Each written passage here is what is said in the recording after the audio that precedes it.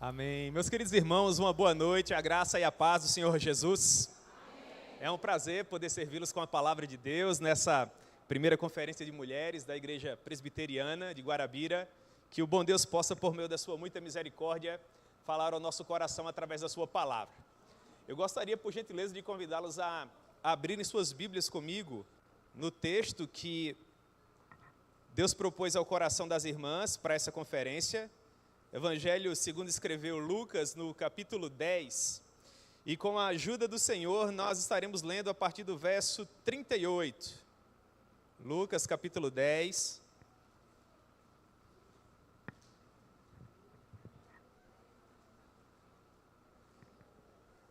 A partir do verso 38, compartilhar alguns breves conselhos aqui com as irmãs, uma palavra de encorajamento para que Deus possa fortalecê-las na caminhada. Eu louvo muito a Deus pela vida das mulheres que Ele tem levantado para auxiliá-lo na expansão do seu reino. É através do ministério das irmãs, da educação que as irmãs têm dado aos seus filhos, que nós temos os oficiais da igreja, nós temos os missionários que compartilham a palavra em todo o mundo, nós temos os pastores, ministros da palavra, que com os dons que receberam do Senhor nessa área da docência, têm contribuído com a expansão do reino de Deus. E esses pastores, eles aprendem teologia no seminário, mas eles são educados em casa. Eles angariam ferramentas homiléticas, hermenêuticas ao longo da vida, mas boas maneiras eles aprendem em casa. Ninguém ama um bom teólogo que é mal educado, ninguém quer ouvir um bom pastor que não possui qualquer etiqueta.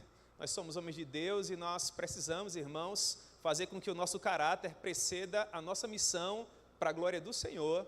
E as irmãs são fundamentais porque é em casa, no lar, onde nós aprendemos aquilo que vai nortear a nossa vida ao longo de toda a nossa caminhada e bem assim ao longo do nosso serviço.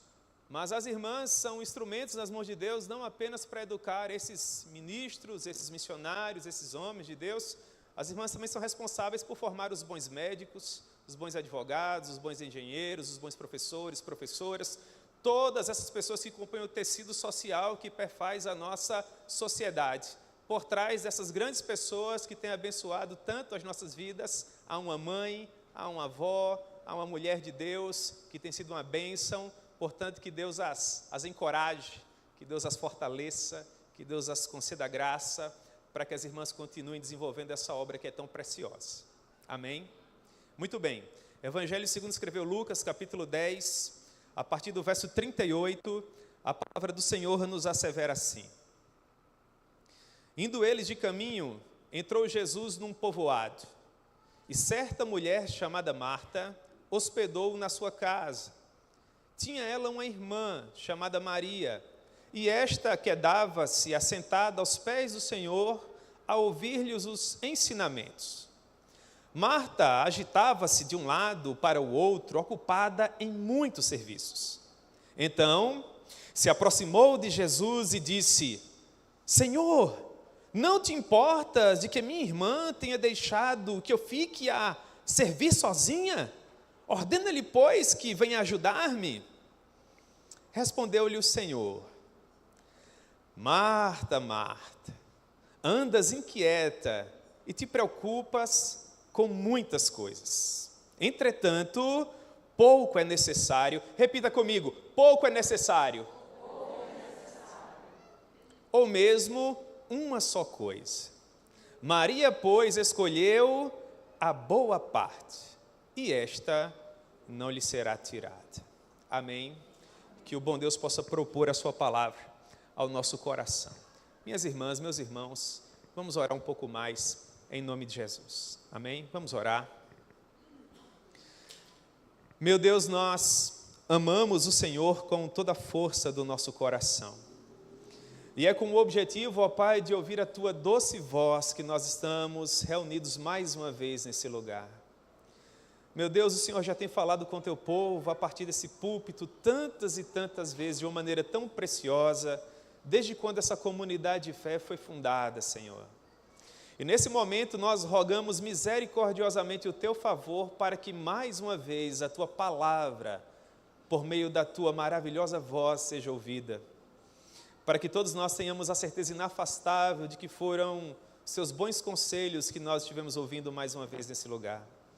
Tem misericórdia de nós, ó Deus, e leva em consideração as nossas muitas necessidades, as nossas demandas, aquilo que permeia o nosso coração, e ajuda-nos, ó Pai, a conseguirmos as ferramentas que precisamos para melhorarmos dentro de casa, para melhorarmos no relacionamento com os filhos, com os cônjuges, quem sabe nas empresas onde trabalhamos. Tenha misericórdia de nós, Senhor. Nos ajude a fulgurarmos a Tua glória, a contribuirmos com a expansão do Teu reino e com a manifestação do Teu maravilhoso nome, ó Deus, porque esse é o desejo do nosso coração e a nossa missão. É dessa forma, ó Pai, que nós oramos e Te agradecemos por tudo no nome precioso do Senhor Jesus. Amém. Pois bem, minhas irmãs, nós vamos pensar um pouco hoje à noite a respeito desse tema, a boa parte. Mas eu tenho um subtema para nós hoje à noite. Qual seria? Em um mundo de tantas vozes, que voz nós precisamos ouvir? A todo tempo, muitas vozes têm chegado até nós. Muitas pessoas estão falando, nós vivemos em um mundo literalmente polifônico. E nós precisamos ter muita sabedoria dada pelo Senhor para dirimir, para saber ponderar de fato que voz nós precisamos ouvir. Em que momento precisamos ouvir a voz do cônjuge, mas em que momento precisamos ouvir a voz do filho ou a voz da filha? Há um momento em que nós precisamos ouvir a voz do supervisor, mas há um momento em que nós precisamos ouvir a voz do colega que senta do nosso lado na empresa. Porque se nós ouvirmos uma voz em detrimento de outra, nós podemos tomar uma decisão equivocada, isso não é bom. Decisões equivocadas magoam a nós e elas também possuem o poder de magoar aqueles que compartilham da vida conosco. E nós queremos, para a glória de Deus, viver de tal forma que o nome do Senhor seja sempre glorificado. Portanto, sabedoria, discernimento para compreender quem e em que momento ouvir é de fundamental importância para as nossas vidas. E é por isso que um tema como esse é muito apropriado nos dias atuais, em que nós estamos com uma vida tão corrida, em que nós temos uma agenda tão lotada, nós acordamos bem cedo pela manhã e nós já estamos preocupados porque já elaboramos, já imaginamos que daí a pouco o dia mais uma vez vai findar e nós provavelmente não teremos concluído tudo aquilo que havíamos planejado para aquele dia. São dias de Marta, dias corridos, dias em que nós, de tão atarefados que estamos, às vezes não conseguimos escolher, por mais que venhamos a nos concentrar, a melhor parte. Então é tempo de nós aquietarmos, pararmos um pouco, olharmos para a nossa agenda e, olhando para a nossa agenda, perguntarmos para Deus em oração: Senhor, onde é que o Senhor está? Na minha segunda, na minha terça, na minha quarta, na minha quinta, na minha sexta, sábado, domingo. Eu sei que na segunda eu tenho o dentista, na terça eu tenho uma audiência, na quarta eu tenho que preparar algo, na quinta-feira uma conversa com uma amiga, tudo isso é muito importante, é para ontem. Mas e o Senhor, onde o Senhor está? E eu não me refiro, minhas irmãs, ao dia do culto, durante a semana, ou por ocasião do dia do Senhor, o domingo. Eu não me refiro a esse ajuntamento solene, do qual nós participamos agora. Eu me refiro do seu momento com o Senhor, em que você se assenta e o Senhor fala. É para uma história como essa que nós estamos olhando aqui. O Senhor estava acompanhado do colégio apostólico, ele estava a caminho de Jerusalém, onde por fim ele seria crucificado. Lucas nos diz, no capítulo 9, a partir do verso 51, que os dias para que finalmente o Senhor fosse assunto aos céus haviam se completado. E ele manifestou decididamente no seu coração a intrépida resolução de subir até Jerusalém. E foi justamente quando o Senhor estava a caminho de Jerusalém para enfrentar a cruz que a história que nós estamos estudando hoje à noite aconteceu. Se bem que Lucas, o evangelista, ele não nos oferece maiores detalhes a respeito dos dias específicos. Ele meramente nos informa, no verso 38, na porção inicial, que o Senhor estava a caminho e que ele entrou em um povoado. Contudo, nós sabemos que esse povoado era uma pequena vila chamada Betânia. O Senhor Jesus esteve em Betânia por pelo menos 3 ocasiões. Essa é a primeira. Mas houve uma segunda vez em que ele esteve ressuscitando a Lázaro, irmão dessas duas mulheres que nós estaremos aqui compartilhando um pouco hoje à noite. E houve uma terceira vez em que Maria ungiu os pés do Senhor e o preparou para a Via Crucis. Portanto, Betânia, segundo os evangelhos nos ensinam, era uma vila que ficava a cerca de 15 estádios de Jerusalém, o que nos dias atuais seria algo em torno de 3 quilômetros. Como nessa época não era tão comum, nesses povoados, sobretudo, haverem pousadas, hotéis, a coisa mais normal era que os peregrinos, os viajores, eles encontrassem guarida nas casas das pessoas que conheciam por ocasião dos locais que eles encontravam enquanto estavam viajando. Essa é uma destas situações de hospitalidade. Uma família amiga que conhecia as pessoas que estavam viajando e que acolheu-os em sua casa. Ao que parece, quando nós paramos um pouco para pensar essa hospitalidade, que Marta provavelmente era a irmã mais velha, porque em cada uma dessas ocasiões é sempre Marta que aparece em primeira pessoa, recebendo o Senhor Jesus, colocando-o em sua casa, fazendo com que ele estivesse ali bem servido, sem que sentisse falta de nada. Você olha, por exemplo, para a primeira visita, essa que nós estamos estudando, e ainda nesse verso 38, primeiro verso que nós acabamos de ler, Lucas vai nos dizer que certa mulher chamada Marta hospedou o Senhor Jesus na sua casa. Portanto, ao que parece, Marta ela tinha algum poder de decisão, se bem que Lázaro estava lá, se bem que Maria estava lá. Mas Lucas nos diz que Marta o recebeu em sua casa. Quando Jesus, mais uma vez, retornou a Betânia, por ocasião da ressurreição de Lázaro, o texto nos diz em João, capítulo 11, que as pessoas estavam ali no velório de Lázaro, todos choravam copiosamente, mas quando se ouviu falar que aquela caravana preciosa, em que o Senhor Jesus estava presente mais uma vez, havia retornado a Betânia, foi Marta quem correu até o Senhor e que disse para ele: mestre, se o Senhor estivesse aqui, o meu irmão não teria morrido. E finalmente é uma terceira vez. Nessa terceira vez, o Senhor Jesus nem mesmo na casa de Marta estava. João nos diz no capítulo 12 que, na verdade, o Senhor Jesus estava na casa de um certo homem chamado Simão, o leproso, 6 dias antes da Páscoa. João nos diz que o Senhor Jesus estava lá, e junto com ele estava Lázaro, a quem ele havia ressuscitado. E no Evangelho de João, capítulo 12, verso 2, há uma informação que é preponderante, para nós compreendermos um pouco o caráter de Marta, a cosmovisão de Marta, a maneira como Marta idealizava o mundo no qual ela estava inserida para a glória de Deus. João, capítulo 12, verso 2, está escrito: deram-lhe, pois, ali uma ceia, e Marta servia. Eu quero que você repita comigo: e Marta servia. Essa era a perspectiva de Marta. Marta era alguém que se satisfazia em servir. E nós não podemos julgá-la por isso, porque há beleza no serviço, há beleza nessa entrega. Se eu perguntasse hoje à noite aqui, quem dentre todos nós que aqui estamos é servo, eu quero acreditar que todos aqueles que já compreenderam a maravilhosa mensagem da cruz ensanguentada levantariam bem alto a mão, porque é isso que define aquilo que nós somos servos, dispenseiros desse evangelho que pode fazer novas todas as coisas. Nós somos escravos desse Deus Emanuel que é todo amor, e nós queremos viver por Ele e para a glória dEle.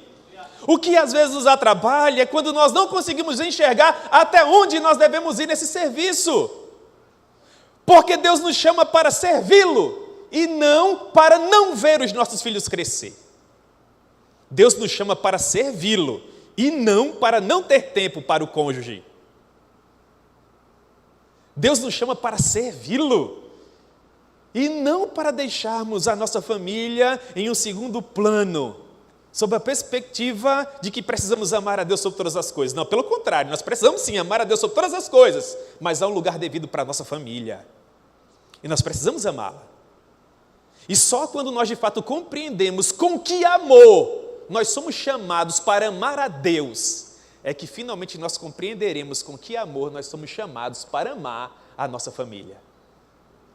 Se você está completamente envolvido naquilo que nós chamamos atualmente de obra de Deus, mas não tem tempo para o seu cônjuge, para os seus filhinhos, na minha maneira de ver, alguma coisa está errada. Porque aquele que se casa deve cuidar primeiro da sua casa. O presbítero que não cuida bem da sua própria casa não é apto para cuidar da casa de Deus. Marta servia, e nós somos chamados ao serviço. Contudo, Marta é repreendida pelo Senhor por conta desse serviço. E é aqui, irmãs, que eu gostaria de pensar um pouco com vocês, e essa é a minha oração, que o Senhor nos conceda essa sensibilidade, para que nós possamos transpirar por Ele e gastar os melhores anos da nossa vida para a glória dEle, e com tudo aquilo que temos e somos, somarmos para expandir o reino dEle, mas fazendo tudo da maneira devida, sem deixar pontas soltas, sem deixar de amar quem nós precisamos amar para a glória do nome dEle. Para que no final da nossa jornada nós possamos somar com o apóstolo Paulo dizendo, olhando para a nossa família, para a profissão que recebemos do Senhor, para todas as demais pessoas com as quais conviveram conosco, e também para o nosso chamado ministerial, e finalmente dizer, combati um bom combate, eu amei da maneira devida tudo que eu deveria amar, na proporção devida, completei a carreira, fiz aquilo que de fato eu nasci para fazer, e por fim, esse é o sonho de todos nós, eu guardei a fé. Marta servia. Marta seria aquela senhora que quando você chegava na casa dela não faltava um cafezinho passado na hora. Sabe aquele bolo de cenoura com calda de chocolate, irmã? Pois é. Lá na casa de Marta era daquele que derrete na boca, sabe? Até mesmo quando ela estava de visita, como na ocasião lá da casa de Simão, o leproso, lá estava Marta, servindo. Havia, minhas irmãs, dentro de Marta, uma espécie de necessidade de servir, de ser útil, de fazer algo de bom para alguém. O fato é que Marta servia demais. Marta se esforçava demais. Marta lutava demais, e é justamente essa Marta que nós vemos no verso 40, quando Lucas nos diz que Marta agitava-se de um lado para o outro, ocupada em muitos serviços. Se nós estivéssemos ali com a possibilidade de observarmos Marta trabalhando naquela cozinha e naquela sala para cuidar de tantas pessoas, nós olharíamos para Marta e seguramente nós diríamos, está aí uma mulher apaixonada pelo Senhor. Mas sim ou não? Porque Marta não parava. Do ponto de vista do ativismo, do ponto de vista de se mexer, de se movimentar, de não conseguir parar em um único lugar, Marta era irrepreensível. Porque parecia que havia uma espécie de bateria a mais em Marta. Ela agitava-se e ela se movimentava. Mas em meio a essa correria, ela não conseguia discernir que o unigênito Filho de Deus estava na casa dela, pregando a mensagem mais sublime que o universo já teve o privilégio de ouvir. Maravilhando a todas as demais pessoas que estavam ali paradas para ouvir as torrentes de graça que fluíam dos lábios de Jesus para abençoar-lhes a vida. E enquanto isso acontecia, Marta agitava-se. Marta estava tão envolvida na obra de Deus que ela não tinha tempo para Deus. Ela agitava-se de um lado para o outro, à procura do próximo grande trabalho a ser feito, a nova grande oportunidade de fazer uma coisa muito importante. Enquanto aquele que ela queria promover, aquele que ela queria tornar claro, aquele que ela queria tornar conhecido estava bem ali, ela não tinha que fazer mais nada, ela só tinha que parar e dizer: olhem para ele. Essa é a nossa missão, irmãos. É no meio desse torrão chamado planeta Terra, desse mundo que jaz no maligno, a nossa missão é pararmos e dizermos para aqueles que ainda não tiveram a oportunidade que nós tivemos de compreender a cruz ensanguentada, que elas devem parar tudo o que estão fazendo e simplesmente olhar para ele, porque todo aquele que enxergá-lo será salvo. Não é isso que diz o profeta Isaías? Olhai para mim e vivereis, olhai para mim e sereis salvos.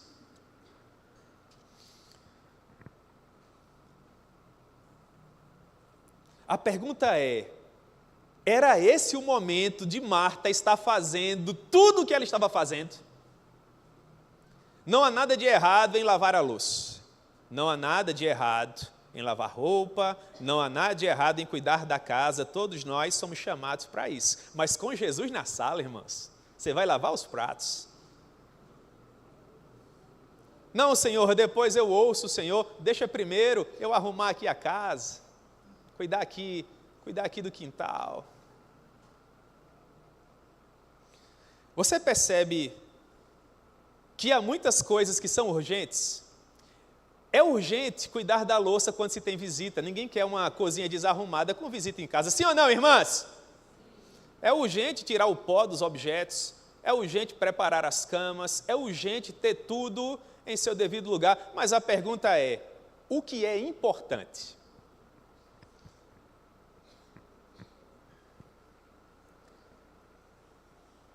Marta devia estar fazendo aquilo que estava naquele momento e a resposta é um sonoro não. O que nos leva a um dos maiores dilemas das nossas vidas, a saber, preste atenção, quais são as batalhas que nós devemos lutar?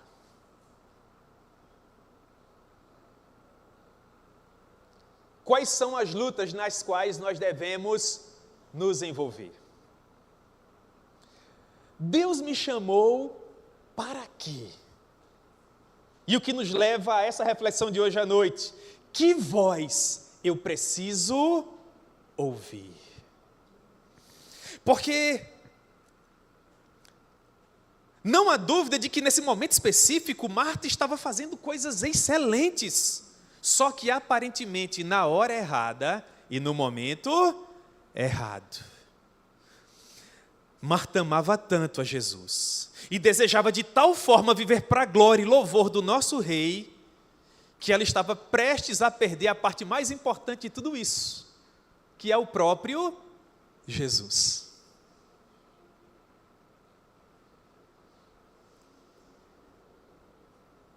Esse é o mesmo risco que todos nós corremos nos dias atuais, quando nós investimos muito tempo, quando nós depositamos muita energia vital naquilo que Deus não nos chamou para fazer.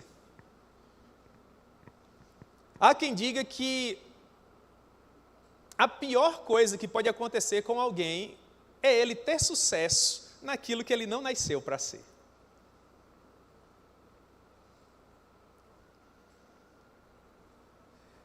Minhas irmãs da Conferência Boa Parte, nós só temos uma única oportunidade de fazer a nossa vida valer a pena. E essa oportunidade passa depressa demais.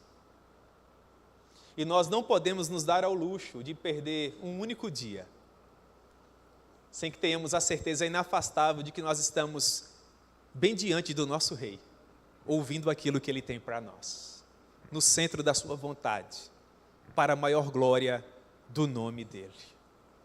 Porque viver fora dessa dimensão é um imenso desperdício de alegria. Portanto, que voz nós precisamos ouvir? Marta estava ouvindo muitas vozes importantes nessa ocasião, menos a voz que de fato ela precisava ouvir. A palavra que Lucas usa para definir o comportamento de Marta é muito importante. Ele diz que ela se agitava. A palavra grega, perispan, aponta para uma pessoa que está distraída, que está afastada do seu objetivo primordial. Entenda, qual a palavra que define Marta? Serviço. Quem olhasse para Marta diria que ela estava o quê? Trabalhando. Mas do ponto de vista daquilo que realmente importa, não havia uma pessoa mais fora de sintonia naquela casa do que Marta. E isso eu não sei quanto a vocês, mas quanto a mim, corta na minha carne. Porque eu, minhas irmãs da conferência, a boa parte, nasci para compartilhar as boas novas do meu rei. Se eu tivesse 1000 outras vidas em cada uma delas, eu queria ser um ministro da palavra, eu queria ser um pregador do evangelho. Imagine o que não seria para mim se um dia eu descobrisse que eu gastei a minha vida achando que eu estava servindo ao meu rei, na qualidade de um pastor, na qualidade de um ministro, correndo de um lado para o outro, transpirando, me esforçando, para no final o meu rei me dizer: você só se agitou, meu filho, você viajou muito, correu muito, fez inúmeras coisas. Mas ativismo não é sinônimo de vida bem aproveitada, porque há pessoas que estão fazendo muito, mas estão contribuindo pouco. E eu quero gastar a minha vida naquilo que eu nasci para fazer. Porque trocar uma lâmpada é muito importante. O garrafão de água mineral, ligar esses aparelhos que refrigeram essa sala, esse aparelho de som, fazer esse letreiro, tudo mais que vocês estão vendo, tudo isso aqui é obra, e tudo isso serve para a glória de Deus. Mas eu, nessa dinâmica toda, nasci para quê? Eu quero essa parte. Eu quero transpirar por isso, eu quero ser como Samar, eu quero encontrar o meu campo de lentilhas e quero dar a minha vida por ele.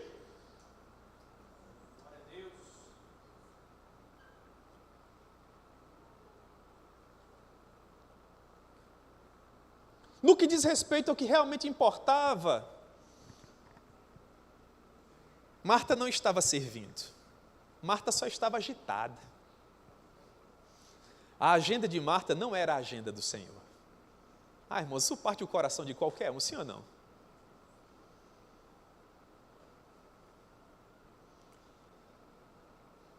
E por que isso estava acontecendo? Bem, eu não posso dizer com certeza qual o motivo exato que fez com que Marta se agitasse daquela forma. A Bíblia não nos assevera isso. Porém, eu posso dar algumas sugestões. Eu posso dar aqui meu ponto de vista, aquilo que eu enxergo nesse texto. Talvez nesse momento, Marta estivesse ouvindo, dentre tantas vozes que ela poderia ouvir, talvez, nesse momento, ela estivesse ouvindo a voz da cultura. A cultura que muitas vezes nos impõe um comportamento que nos afasta do objetivo primaz do Evangelho. Porque a cultura, ela quer ditar a nossa maneira de usar o cabelo. A cultura, ela quer ditar a maneira com que nós nos vestimos. A cultura, ela quer ditar a maneira com que nós conversamos. A cultura dita onde nós vamos estudar, que currículo nós teremos, com quem nós confraternizaremos, quais redes sociais nós teremos, o que nós publicaremos. A cultura, ela quer ditar as regras. E por óbvio, que inseridos nesse contexto social em que estamos, nós precisamos estudar, nós precisamos enriquecer o nosso currículo, aprender uma nova língua, de preferência o inglês. Precisamos estudar para sermos aprovados em um concurso público, por exemplo, de preferência federal, quem sabe. Tudo isso é de vital importância, é para ontem. Contudo, é apenas um lado da moeda.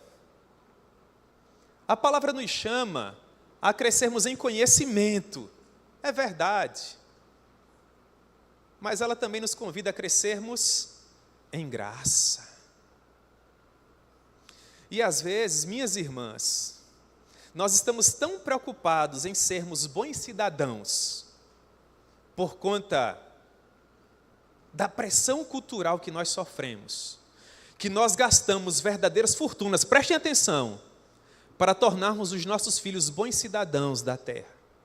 E às vezes nós não gastamos alguns centavos nos esforçando para tornar os nossos filhos bons cidadãos celestiais. Eu vou dar um exemplo para tentar ilustrar o que eu estou querendo dizer. E não significa dizer que ninguém aqui está vivendo essa dimensão. Imagine um filho, o meu filho, por exemplo, o Davi.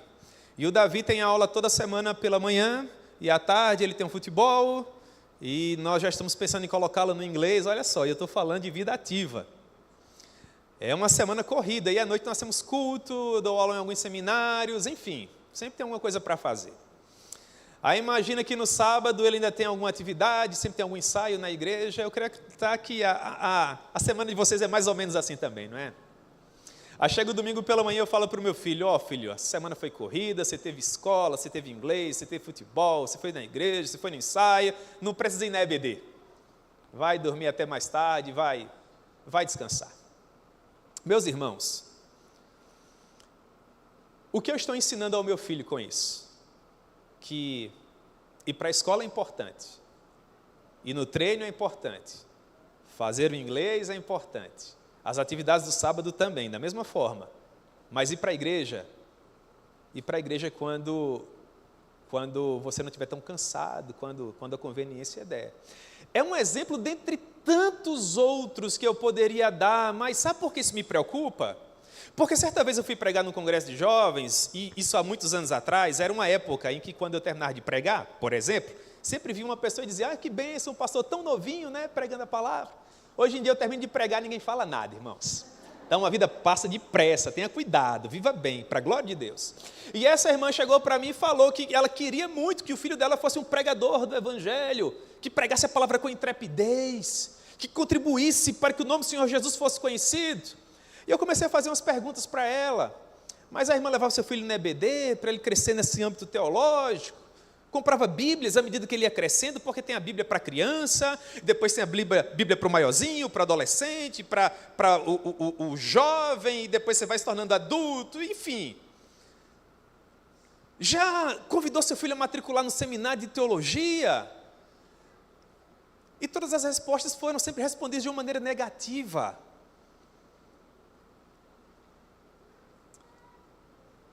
E por que isso deve nos preocupar, minhas irmãs? Porque Deus nos confiou a sublime responsabilidade de educarmos os nossos filhos em tenra idade, quando eles estão no princípio da caminhada, porque os valores são mais fáceis de serem aprendidos nesse momento. E à medida que eles forem crescendo, conforme nos assevera as Escrituras, com a graça de Deus, eles não se desviarão desse bom caminho no qual eles foram introduzidos. Às vezes nós estamos correndo tanto, que nós passamos o dia inteiro fora de casa para arrumar o salário da pessoa que vai educar o nosso filho no nosso lugar.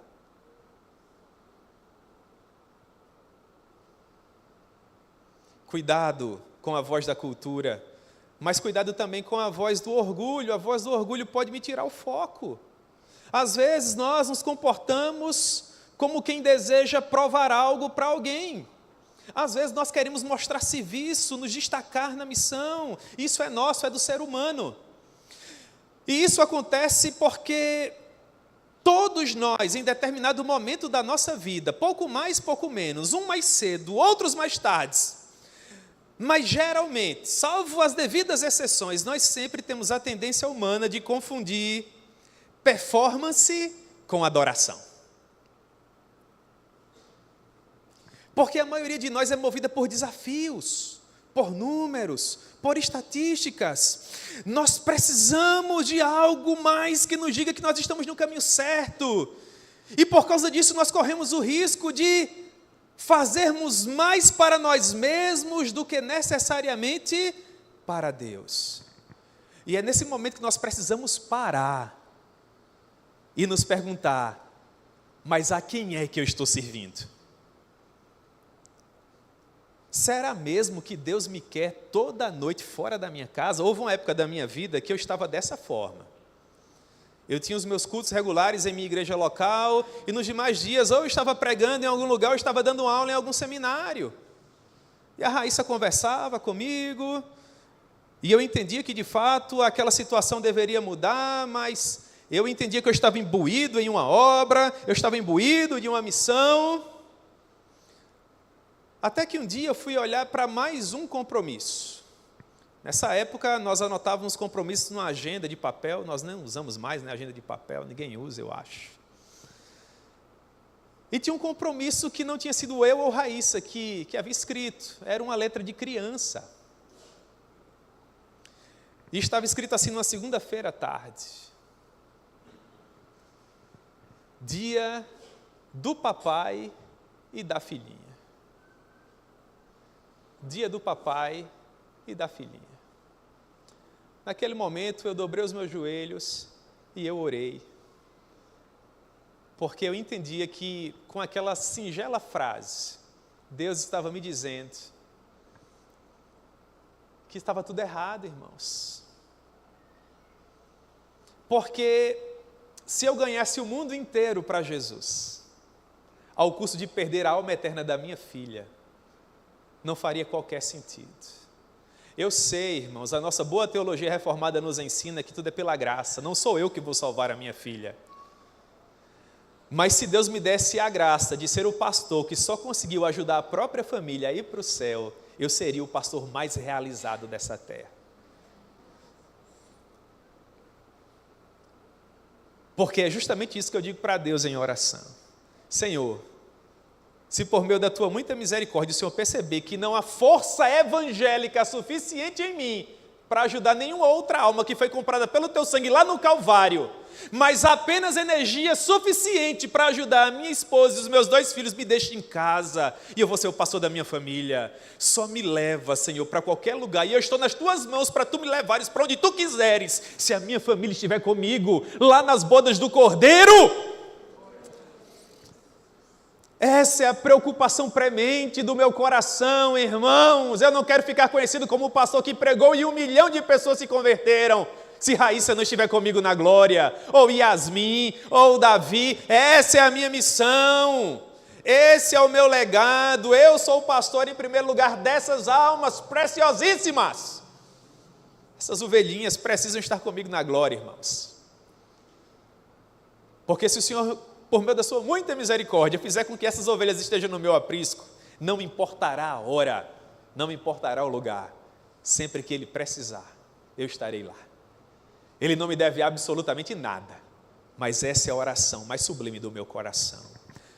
Cuidado com a voz do orgulho. Mas em terceiro lugar, tenha cuidado com a voz do amor próprio. Talvez Marta achasse que ninguém mais estivesse à altura daquilo que ela estava fazendo. Tenha cuidado para você não pensar que só quem lava a louça dessa forma é você. Que só quem varre daquela maneira é você. Que só quem cozinha daquela forma é você. Se deixe abençoar. Se deixe ser servida. Se deixe amar. Se deixe cuidar. Eu sei, minha irmã, que você ama cuidar, eu sei que você ama servir, mas há alguém que te ama e quer cuidar um pouco de você, mas há alguém que te ama, que te estima e quer te servir um pouco. Então, por favor, senta um pouquinho e deixa alguém te abençoar, e deixa alguém te amar, e deixa alguém demonstrar que Jesus também se importa com você, para a glória do nome dEle. Cuidado com o amor próprio e, finalmente, em quarto lugar, cuidado com a sua própria voz. Porque é uma das vozes que nós também ouvimos, não se enganem. Eu preciso fazer. Talvez, quando você era mais jovem, eu provavelmente já disse isso muitas vezes. Não com palavras, não racionalmente, mas nas entrelinhas, sabe? Deus precisa de mim. E nós estamos redondamente enganados. Deus é autossuficiente, Ele não precisa de nada, Ele não precisa de ninguém, tudo é graça. Às vezes nós achamos que ninguém ama o Senhor como nós. Lembra do Elias? O Elias dizia para Deus: destruíram todos os teus altares. O Elias dizia para Deus: todos os demais morreram. E finalmente ele dizia para Deus: e agora também querem me matar? aquilo que Elias achava que estava acontecendo, na verdade estava? Mas é claro que não. Era a própria voz de Elias. Porque se todos os altares estivessem destruídos, se todos os servos do Senhor de fato tivessem perdido a vida e só restasse Elias, a pergunta é: e Deus, onde é que está nisso tudo? Minhas irmãs, meus irmãos, Deus não se ausenta do seu alto e sublime trono, porque a missão dele é reinar. Ele sempre estará lá. Quando a poeira da batalha baixar, se ele te conceder graça suficiente para você erguer os olhos, você verá que o trono nunca estará desocupado. Deus está lá. Elias, há ainda 7.000 que não dobraram seus joelhos perante Baal. Sempre haverá um remanescente fiel. Deus não precisa de mim. Deus não precisa de você. Tudo é graça. E nós precisamos discernir onde é que Ele precisa de nós, por meio dessa graça. Mas o que é que eu preciso fazer? E é aqui, irmãos, que as palavras de Jesus, nesses versos finais, nesses 2 últimos versos, se tornam tão claros. Jesus, então, se aproxima de Marta, e Marta diz para ele: Senhor, não te importas de que a minha irmã tenha deixado que eu fique a servir sozinha? Ordena-lhe, pois, que venha ajudar-me. Você percebe? Marta possuía a melhor das intenções. Naquele cenário em que Marta estava, a voz que ela estava ouvindo dizia que ela estava certa, de que ela estava servindo, de que ela estava fazendo o que devia ser feito. E que os demais, sobretudo Maria, a quem ela detinha uma maior responsabilidade, estavam errados. Marta achava que ativismo era sinônimo de uma vida bem aproveitada, só que não.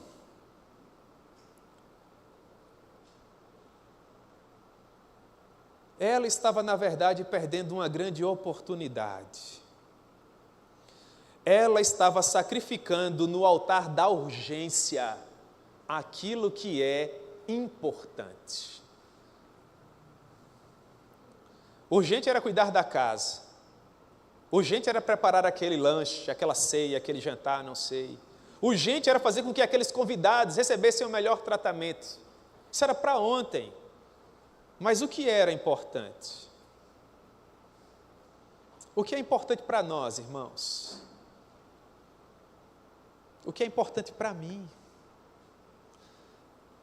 Talvez essa diferenciação seja um dos maiores desafios da nossa vida. Por exemplo, trabalhar é urgente. Eu sei que a imensa maioria de vocês precisa trabalhar para ajudar os seus cônjuges, para colocar o pão sobre a mesa. E louvado seja Deus por isso. Todos nós aqui precisamos trabalhar. Trabalhar é urgente. Mas aproveitar o bem que o trabalho tem a nos oferecer é muito importante. Nós, se não guardarmos o coração, trabalharemos tanto, que nem mesmo tempo para aproveitar daquilo que o trabalho, por meio da graça de Deus, tem nos permitido, nós teremos.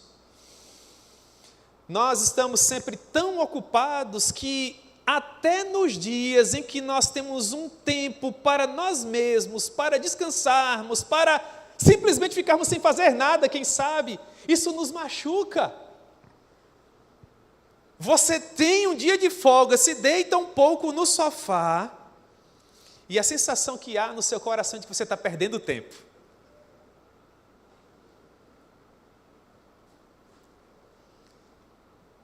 Trabalhar é para ontem, mas aproveitar aquilo que por meio da graça de Deus o Senhor tem nos dado é muito importante. Eu quero fazer uma pergunta para você. Qual é a cor favorita da sua filha? Qual é a comida favorita dela? Vou fazer uma pergunta para você aqui. Quando foi a última vez que você teve uma conversa de qualidade com a sua filha? Com o seu filho? Senta aqui, mamãe quer ouvir você. Ah, mamãe, a senhora quer que eu fale o quê? Eu não quero que você fale nada, minha filha, eu só quero ouvir a sua voz. Eu só quero ouvir o seu coração, eu quero ter tempo para você. Eu quero saber quem você é. Eu quero saber do que você gosta, eu quero saber quais são as inquietações do seu coração. Eu sou a sua mãe, eu quero fazer parte da sua vida.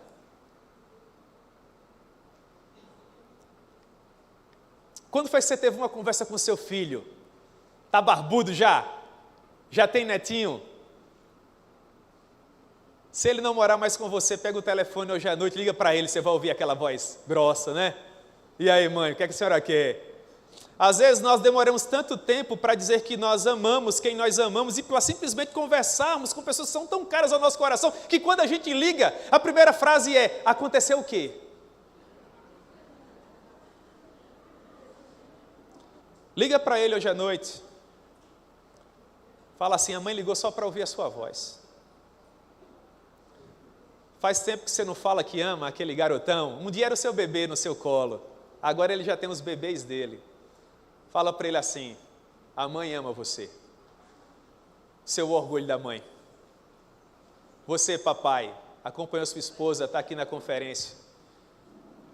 Se você ainda tiver um filho na idade de sentar no seu colo, põe ele no colo hoje à noite. Fala para ele: o pai ama você. Seu orgulho do pai. Se amanhã, domingo, sobrar um tempinho, põe a tua filha no carro, leva no shopping de Guarabira. Toma um sorvete com ela. Se sobrar um tempinho amanhã à tarde, leva o teu filho no campinho. Você não tem ideia da surpresa que você vai fazer para ele. Pai, veio bater uma bola aqui com você. Se o seu filho já saiu de casa, mas mora em Guarabira, faz um almoço diferente amanhã, chama ele. Bota os netinhos para desarrumar os objetos do centro da tua sala.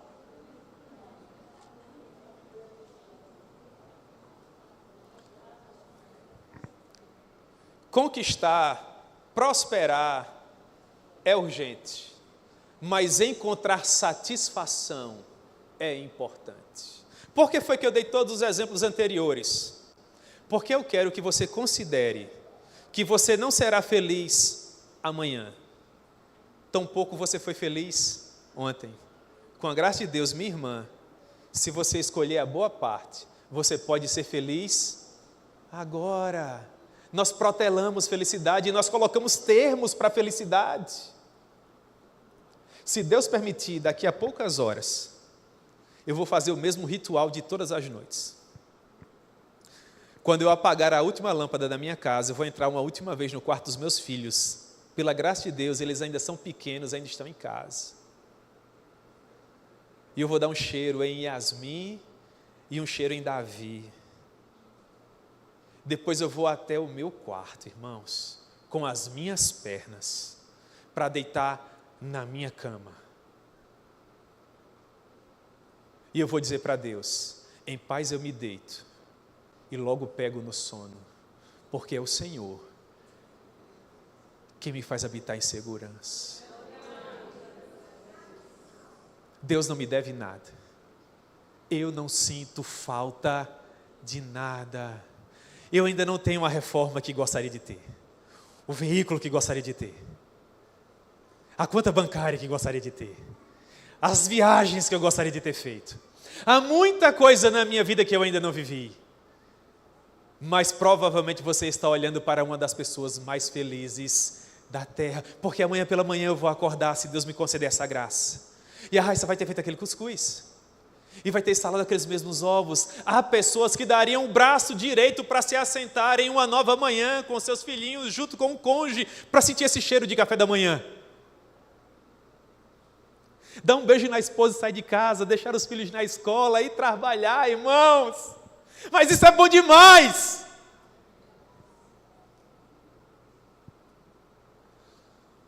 Tomar um sorvete com a sua filha custa R$5. Você precisa fazer 10 horas extras para isso.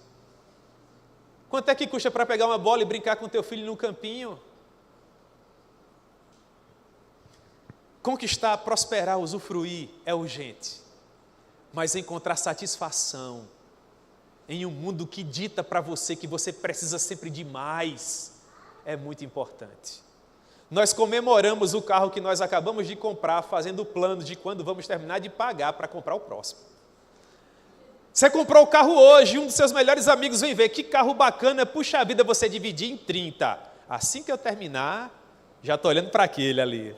A gente não consegue encontrar satisfação. O pastor, é errado fazer isso? Não é. Mas o problema é que a gente trabalha demais, se esforça demais. 2, 3 empregos. Daí a pouco os nossos filhos cresceram.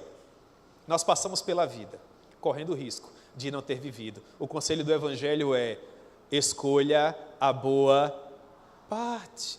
Marta, Marta, você está inquieta, se preocupa com muitas coisas. Entretanto, eu gostaria que você repetisse comigo: pouco é necessário. Pastor, o senhor está dizendo isso porque o senhor não leva em consideração que a minha renda é um salário mínimo. Meu irmão, então vai comer um pastel e tomar um suco. Você não tem que ir para o restaurante mais chique.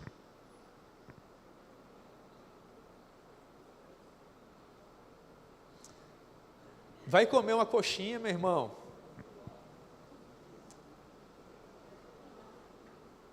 Eu quero dar um conselho para você que tem filhos adolescentes. Ensine para o teu filho que uma coisa é o melhor que ele deseja, outra coisa completamente diferente é o melhor que você pode dar.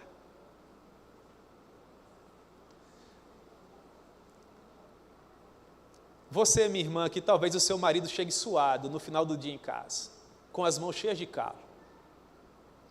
Uma mulher de Deus sabe a diferença entre o melhor que o marido pode dar e o melhor que ela deseja para ela própria.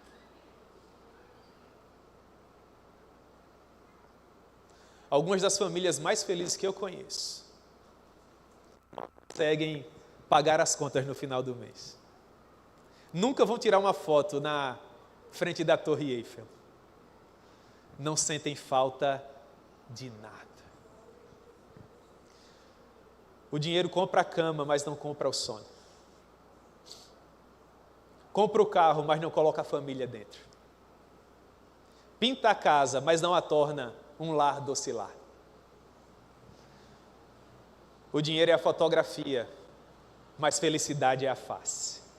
O dinheiro torna você famoso ou desconhecido, mas a graça de Deus torna você feliz ou infeliz. Escolha a boa parte. Cuidado para não confundir inquietação com missão. Cuidado para não confundir as suas próprias preocupações com aquilo que Deus espera de vocês. Minhas irmãs, o tempo que eu havia separado para essa palavra acabou agora. Eu falei até esse momento 50 minutos. E eu só tenho um ponto para terminar o que eu preparei. Vocês me dão mais 5 minutos para terminar? Eu até já falei para o seu marido comprar um pastel para você. Você tem que deixar eu terminar.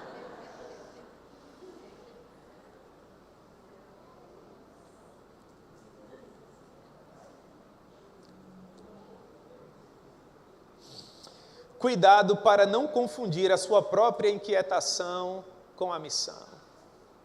Meus irmãos,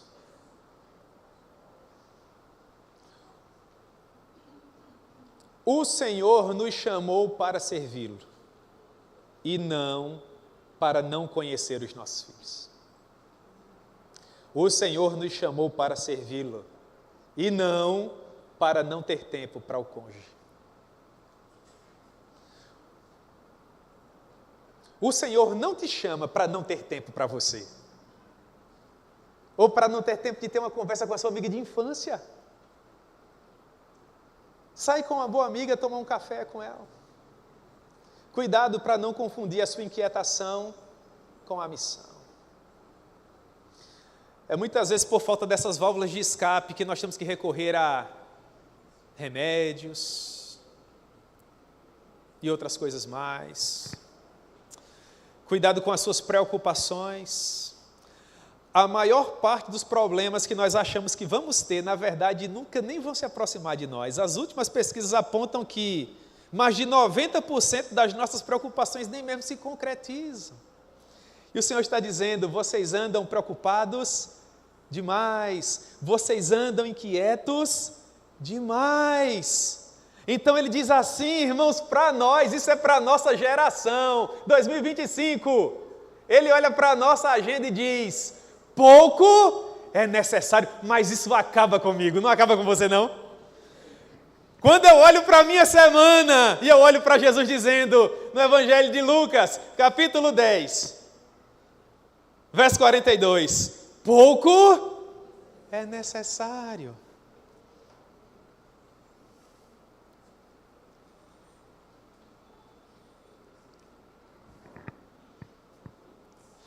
O que nos leva à pergunta, em um mundo de tantas vozes, que voz nós precisamos ouvir? Ora, irmãs, eu creio que vocês não têm dúvida, nós precisamos ouvir a voz, e a voz dele nos diz, hoje à noite, nesse texto que ele propôs ao nosso coração, pouco é, ou mesmo só, uma coisa. E qual é? Ouvir a voz dele.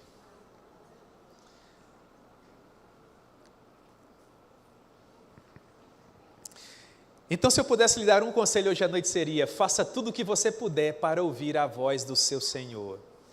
E dentre outras coisas você pode fazer isso, quem sabe? Primeiro conselho, separando cuidadosamente aquilo que é urgente daquilo que é importante. O que é urgente? Urgente é trabalhar para ajudar o cônjuge, os demais familiares, a colocar o pão na mesa. Mas importante é ver os filhos crescer, irmãos. Eu quero acreditar que Deus é poderoso, sim ou não? Sim. Deus pode nos conceder a graça de contribuirmos para o bem comum do nosso lar, vendo os nossos filhos crescer, sim ou não? Eu creio que Deus pode fazer isso, irmãos. Em segundo lugar, cuidado para não confundir a sua própria agenda com a agenda de Deus. Cuidado para você não ler na sua agenda dia do papai e da filhinha. Dia do papai e do filhinho. Eu tenho o dia do papai e da filhinha até hoje, ela tem 15 anos. Aí o Davi cresceu e compreendeu que havia o dia do papai e da filhinha. E ele agora quer que todos os demais dias do papai e do filhinho sejam com ele. Eu estava com a cabeça a mil, lendo esse esboço, já estava tudo pronto. Mas eu estava lendo, tentando me preparar, e ele chegou com a bola na mão, por volta de 2 horas da tarde. Fazia um calor em Campina Grande, e ele falou assim, papai, vamos jogar futebol? E aí, minhas irmãs, como um homem muito espiritual que eu sou, olhei para o meu filho e disse, vamos. Deixei o sermão, joguei bola, acho que 10 ou 15 minutos com ele, com a mesma energia, com a mesma alegria que ele chegou, ele falou assim, tá bom papai, e foi embora. E eu, missão cumprida. Missão cumprida. Terceiro conselho, descanse o seu coração. Olhe para mim, minha irmã, por favor, em nome de Jesus. Descanse o seu coração. Eu quero dizer para você, pouco é necessário. Volte para casa hoje à noite, faça esse exercício espiritual. Olhe para a sua casa, para a casa que Deus lhe deu. Olhe para ela. Não quero nem saber da sua reforma, do carro que você tem na garagem, das etiquetas das roupas que você tem no guarda-roupa. Volte para casa hoje, você vai voltar com a graça de Deus com as suas pernas. E quando você chegar na frente da sua casa, diga para Deus, pouco é necessário.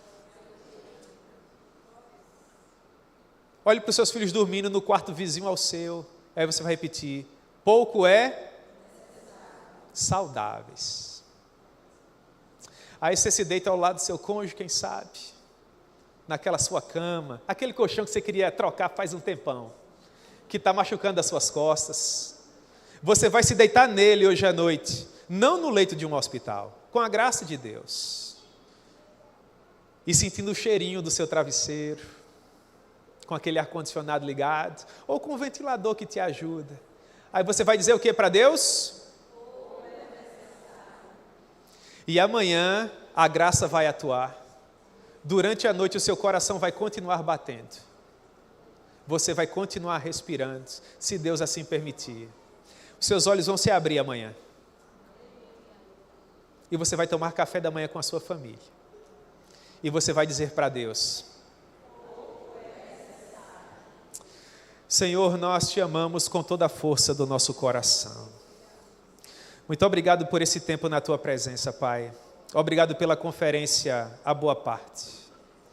Obrigado pela maneira tão preciosa com que o Senhor tem conduzido a vida dessas mulheres, a vida desses homens, desses jovens, desses adolescentes, dessas crianças. Meu Deus, a grande verdade é que o Senhor é bom e que a tua misericórdia dura para sempre. Obrigado porque no meio da correria que é as nossas vidas, o Senhor separou algum tempo, ó Pai, para nos dizer, na verdade para nos lembrar, que pouco é necessário. E que quando nós compreendemos a mensagem da cruz, nós já escolhemos a melhor parte. Ajuda-nos, ó Deus, a não perder essa maravilha de vista. Ajuda-nos a não perdermos o foco. Ajuda-nos a te servir com tudo que temos e somos, mas fazendo tudo da maneira devida, para a glória do teu nome. É assim que nós oramos e te agradecemos por tudo em nome de Jesus. Amém. Muito obrigado, que Deus abençoe. Meu Deus.